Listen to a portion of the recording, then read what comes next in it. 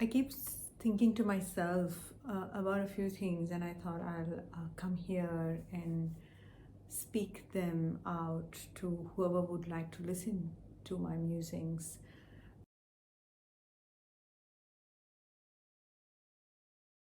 And one of them is about this context of time, and in the world that we live in, which is highly capitalistic, there is almost a sense of limited time, and there is an allocation of an X number of sessions that is offered to people in the hope that everything that they have experienced in their life over years is somehow resolved and attended to in that time bound way.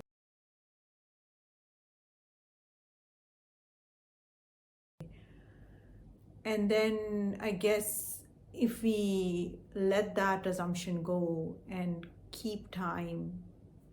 as open and flexible, uh, allowing things to unfold and the qualities of that. One of the examples that comes to me when I think about that is clients with whom I've been working for a number of years, and how that experience of meandering with them and sensing into their readiness, and then that feeling when they are ready and we can dive into aspects that perhaps we couldn't have done early on in that relationship, or when we were still feeling quite unstable in terms of our levels of activation and responses to our external environment.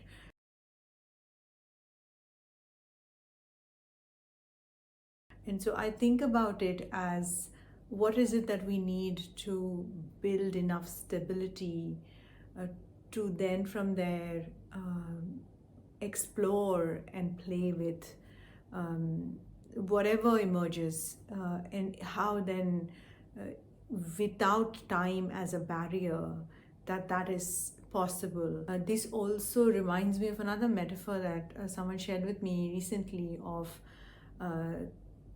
therapeutic processes sometimes feeling like we need to dive into the water. And as I heard them say that, I wondered and said to them, what about if we just, firstly just sit on the side of the water and even decide if you want to put our finger in instead of our whole body, and then test the temperature of the water and see if that feels uh, ready and exciting or trusting of us to then put perhaps the second finger in, and then perhaps we can have our hand in there, or then we may want to just splash some water on our face. And this sort of gentle meandering is possible when practitioners are allowed this spaciousness of time.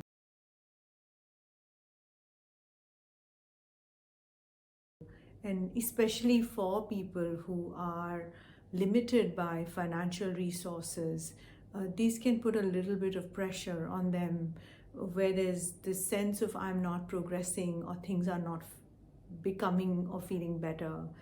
And I just want to assure you, if you find yourself there, that this is not something to do with you. It is because we are working in a highly constrained way,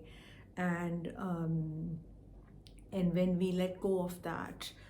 then something else can emerge. That relationship can grow in that way.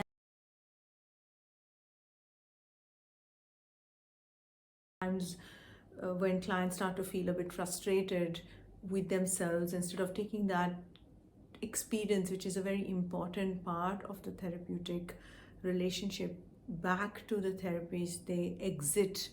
or they find another new person to work with. And I feel like in some of these ways we lose the potential of something that has emerged in our space together, that we need to attend to together, so we can find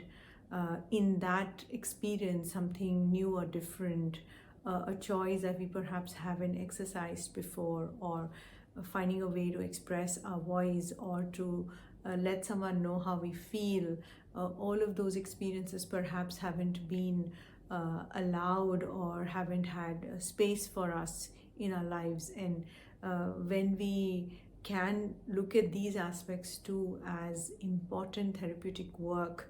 beyond the goals that we set on ourselves and push ourselves to work in particular time bound ways, and there is unlimited possibilities of how that experience can feel, in this metaphor of bringing in play and curiosity and a sense of energy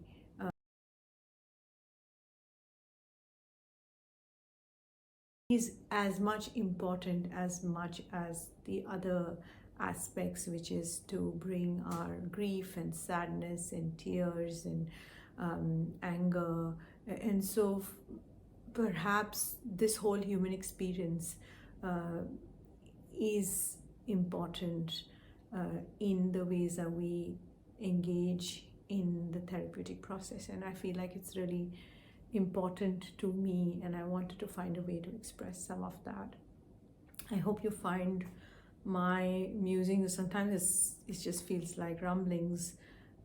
make you think or ask you to consider things in particular ways. I love to hear if this is of interest, and if you want to engage with me more, please feel free to subscribe to my channel. Thank you. Bye.